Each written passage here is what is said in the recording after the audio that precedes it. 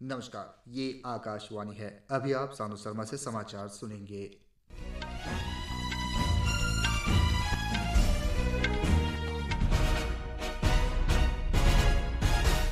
पहले मुख्य समाचार।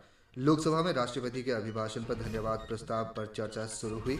विपक्षी सांसदों ने महाकुंभ घटना पर चर्चा की मांग करते हुए संसद के दोनों सदनों में हंगामा किया। दिल्ली विधानसभा चुनाव के लिए प्रचार आज आखिरी दिन। विभिन्न पार्टियों के वरिष्ठ नेता मतदाताओं को लुभाने के प्रयास में जुटे हैं। चुनाव आयोग ने मतदान के दिन दिल्ली विधानसभा चुनाव के लिए एग्जिट पोल पर रोक लगाई। इसरो ने कहा, नेविगेशन सैटेलाइट NVS-02 में तकनीकी खराबी, सैटेलाइट को फिर से चालू करने के लिए रणनीति बनाई जा रही है। अब समाचार विस्तार से। लोकसभा में संसद के संयुक्त सदनों में राष्ट्रपति के अभिभाषण पर चर्चा शुरू हो गई है। भारतीय जनता पार्टी के रामवीर सिंह बिधूड़ी ने धन्यवाद प्रस्ताव पेश करते हुए नरेंद्र मोदी के नेतृत्व वाली सरकार द्वारा किए गए कार्यों और जन कल्याणकारी योजनाओं को सूचीबद्ध किया। श्री बिधूड़ी ने कथित रूप से राष्ट्रीय राजधानी में आयुष्मान भारत और प्रधानमंत्री आवास योजना जैसे विभिन्न केंद्रीय योजनाओं को लागू नहीं करने के लिए आम आदमी पार्टी की सरकार की आलोचना की। उन्होंने कहा कि दिल्ली सरकार लोगों को बुनियादी स्वास्थ्य देखभाल, आवास और अन्य सुविधाओं से वंचित कर रही है। माननीय राष्ट्रपति जी का अभिभाषण न केवल भारत के सर्वाधिक लोकप्रिय प्रधानमंत्री आदरणीय श्री नरेंद्र मोदी जी के नेतृत्व के वाली सरकार की नीतियों का दर्पण है, बल्कि यह देश के उज्जवल भविष्य की दिशा को भी स्पष्ट करने वाला है। राज्यसभा में भी संसद के संयुक्त सत्र में राष्ट्रपति के अभिभाषण के धन्यवाद प्रस्ताव पर चर्चा शुरू हो गई है। भारतीय जनता पार्टी की किरण चौधरी ने चर्चा की शुरुआत करते हुए कहा कि सरकार ने किसानों की आय दुगनी करने के लिए महत्वपूर्ण पहल की है। भाजपा सदस्य ने कहा कि विपक्ष सरकार के खिलाफ कृषि क्षेत्र के लिए किए गए कार्यों को लेकर गलत अभियान चला रहा है। उन्होंने कहा कि प्रधानमंत्री नरेंद्र मोदी के नेतृत्व में सरकार ने किसानों को उनकी उपज के लिए अधिक आय सुनिश्चित करने के लिए कई उपाय किए हैं। उन्होंने यह भी कहा कि देश इस समय सही मायनों में विकसित भारत बनने की ओर बढ़ रहा है। राज्यसभा में चर्चा जारी है। इससे पहले संसद के दोनों सदनों में महाकुंभ भगदड़ की घटना पर चर्चा की मांग को लेकर विपक्षी पार्टियों ने सदन से आज वॉकआउट किया। आज सुबह जब लोकसभा की कार्रवाई शुरू हुई तो विपक्षी पार्टियों ने प्रयागराज के महाकुंभ में खराब प्रबंधन को लेकर नारेबाजी शुरू कर दी। लोकसभा अध्यक्ष ओम बिरला ने कहा कि लोकसभा और राज्यसभा की संयुक्त बैठक के अपने अभिभाषण में राष्ट्रपति के महाकुंभ के बारे में बताया है। उन्होंने कहा कि राष्ट्रपति के अभिभाषण पर धन्यवाद प्रस्ताव की चर्चा के दौरान सदस्य अपने विचार रख सकते हैं। श्री बिरला ने सदस्यों से सदन की गरिमा बनाए रखने और सदन की कार्यवाही चलने देने का आग्रह किया। कांग्रेस, DMK, समाजवादी पार्टी, तृणमूल कांग्रेस और अन्य पार्टियों के सदस्यों ने अपना विरोध जारी रखा। इस बीच सदन ने अपनी प्रश्नकाल चलाया। इसके बाद विपक्षी सदस्यों ने सदन से एक संक्षिप्त वॉकआउट किया। राज्यसभा की कार्रवाई जब आज शुरू हुई तो इस मुद्दे को लेकर विपक्षी पार्टियों ने नारेबाजी शुरू कर दी। सभापति जगदीप धनखड़ ने महाकुंभ घटना और अन्य मुद्दों पर विपक्षी पार्टियों द्वारा दिए गए सदगन प्रस्ताव को अस्वीकार कर दिया। कांग्रेस, समाजवादी पार्टी, शिवसेना, UBT, राष्ट्रीय जनता दल और अन्य पार्टी सहित विपक्षी पार्टियों ने सदन से वॉकआउट किया।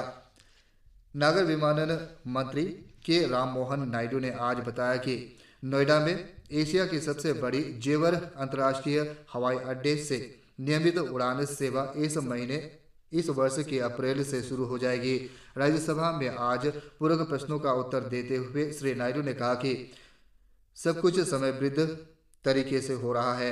इस हवाई अड्डे से सत्यापन उड़ान पिछले वर्ष दिसंबर में परिचालित की गई थी। लोकसभा में आज त्रिभुवन सहकारी विश्वविद्यालय विधेयक 2025 पेश किया गया। केंद्रीय सहकारिता राज्य मंत्री कृष्णपाल गुर्जर ने विधेयक पेश किया। विधेयक में गुजरात के आनंद में स्थित ग्रामीण प्रबंधन संस्था को विश्वविद्यालय के रूप में स्थापित करने का प्रावधान है। इस त्रिभुवन सहकारी विश्वविद्यालय के नाम से जाना जाएगा और इसे राष्ट्रीय महत्व का संस्थान घोषित किया जाएगा। संस्थान सहकारी क्षेत्र में तकनीकी और प्रबंधन शिक्षा तथा प्रशिक्षण प्रदान करेगी। दिल्ली विधानसभा चुनाव के लिए प्रचार का आज आखिरी दिन है। प्रमुख राजनीतिक दलों के उम्मीदवार, वरिष्ठ नेता और स्टार प्रचारक मतदाताओं को लुभाने के लिए कोई कसर नहीं छोड़ रहे हैं। प्रमुख राजनीतिक दलों के नेता रोड शो, घर घर जाकर प्रचार, प्रेस कॉन्फ्रेंस और जनसभाएं कर रहे हैं। भाजपा के वरिष्ठ नेता और केंद्रीय गृह मंत्री अमित शाह ने आज जगनपुरी में एक जनसभा की। श्री शाह ने आरोप लगाया कि आम आदमी पार्टी सरकार ने दिल्ली के लोगों को धोखा दिया है। निर्वाचन आयोग ने मतदान के दिन सुबह 7 बजे से शाम 6:30 बजे तक उत्तर प्रदेश और तमिलनाडु की एक सीट के लिए होने वाले उपचुनाव और दिल्ली विधानसभा चुनाव के लिए एग्जिट पोल पर प्रतिबंध लगा दिया है। एक अधिसूचना में आयोग ने टेलीविजन चैनलों, रेडियो केंद्रों तथा समाचार एजेंसियों सहित सभी मीडिया कंपनियों को इस निर्देश का सख्ती से पालन करने को कहा है। भारतीय अंतरिक्ष अनुसंधान संगठन इसरो ने बताया कि NVS-02 अंतरिक्ष यान को कक्षा में स्थापित करने के दौरान कल एक तकनीकी खराबी का सामना करना पड़ा। अंतरिक्ष जैसी एजेंसी ने सोशल मीडिया पोस्ट में कहा कि उपग्रह को निर्धारित कक्षा में स्थापित नहीं किया जा सका क्योंकि उपग्रह के थ्रस्टर में ऑक्सीडाइजर पहुंचाने वाले वाल्व खुल गए थे। अरुणाचल प्रदेश के स्वास्थ्य मंत्री विवराम बागे ने वित्तीय वर्ष 2025-26 के केंद्रीय बजट में देश के मेडिकल कॉलेजों में 10,000 अतिरिक्त सीटें बनाने और सभी जिला अस्पतालों में डे केयर कैंसर सेंटर खोलने की घोषणा का स्वागत किया है। दूरदर्शन समाचार से बात करते हुए स्वास्थ्य मंत्री ने कहा कि जिला अस्पतालों में डे केयर कैंसर सेंटर स्थापित करने से राज्य में कैंसर रोगियों की बेहतर देखभाल में मदद मिलेगी। मंत्री ने बताया कि जल्द ही यूपिया में कैंसर अस्पताल खोला जाएगा। स्वास्थ्य मंत्री ने कहा कि अस्पताल के लिए MOU और टेंडर प्रक्रिया पूरी हो चुकी है। कि हमारा यहाँ में पपुमपारा डिस्ट्रिक्ट में अरुणाचल में कितना कैंसर का पेशेंट है वहाँ पे, तो जिस रफ्तार से कैंसर का बढ़ रहा है यहाँ पे, ये बहुत सोचने वाला विषय है और मैं हमेशा बोलता हूँ कि इसका बारे में हम लोगों को जागरूक करना चाहिए। और अभी आपको हाल ही में पता होगा कि इसको इस संदर्भ में लेते हुए हम लोगों ने अभी यूपिया में कैंसर इंस्टीट्यूट हम लोग हॉस्पिटल तो खोलने वाले जा रहा है, उसका MOU भी हो गया है, उसका बाद अभी वो टेंडर भी हो करके अभी वो काम भी साथ चालू हो गया। दूसरा था कि हम लोगों ने बी बरुआ कैंसर हॉस्पिटल जो है इंस्टीट्यूट है वहाँ गुवाहाटी का, उसका साथ भी MOU करके अभी हम लोग ये कैंसर क्यों इतना ज़्यादा अरुणाचल में हो रहा है बोल के हम लोग अब जीरो से वहाँ में हम लोग रिसर्च करना शुरू, इसका साथ कंबाइन करके MOU साइन करके बी बरुआ हॉस्पिटल साथ में करके हम लोग वहाँ में कैंसर का वो किस लिए ज़्यादा हो रहा है वहाँ में रिसर्च करना शुरू करेगा वहाँ पे।